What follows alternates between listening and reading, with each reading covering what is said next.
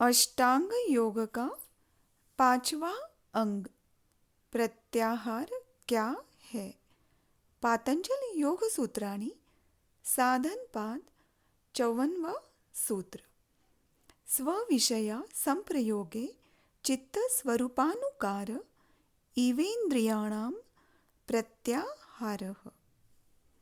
सूत्रार्थ: पांचों ज्ञानेंद्रिया जब अपने अपने विषय से हटकर मानो चित्त में एकाकार हो जाती है, चित्त स्वरूप बन जाती है, वही अवस्था प्रत्याहार कहलाती है।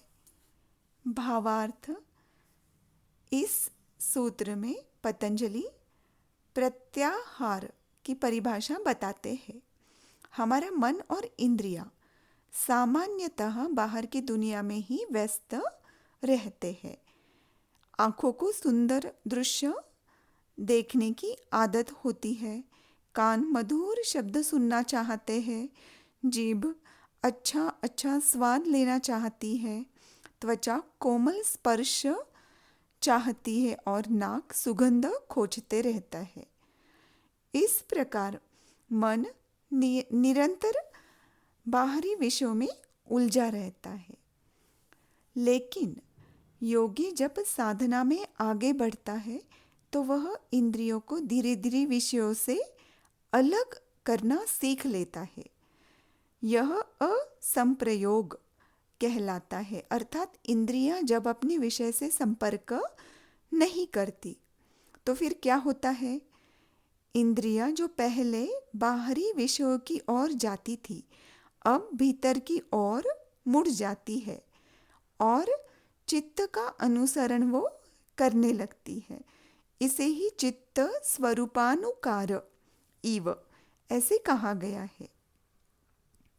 जब यह अवस्था आती है कि इंद्रियां अब स्वतंत्र रूप से नहीं भटकती, वह अपने मन की, चित्त की आज्ञा पालन करती है, तो यही अवस्था प्रत्याहार कहलाती है।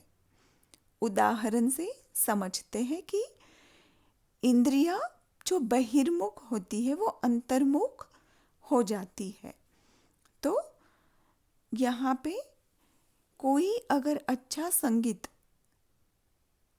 चल रहा है बाहर, तो इंद्रियां बाहर की आवाज़ सुनती है, पर अंदर जो नाद अनुभव हो रहा है उस पे एकाग्र हो जाती है।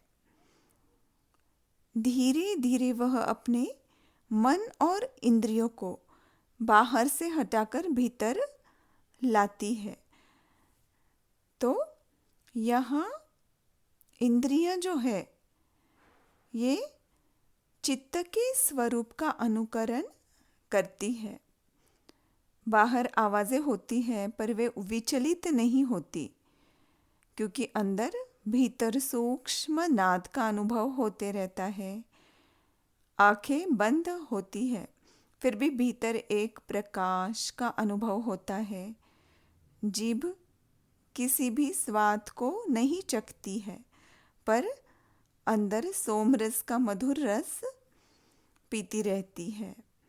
बाहर चाहे कितना भी दुर्गंध हो या सुगंध हो, साधक ध्यान में जब अच्छी स्थिति प्राप्त करता है, प्रत्याहार घटित होता है, तो उसे अंदर सदा दिव्य गंधों का अलौकिक सुगंध अनुभव होते रहता है। तो यह जो अवस्था है, दीर्घ साधना से, ध्यान से, प्रत्याहार से अनुभव होती है।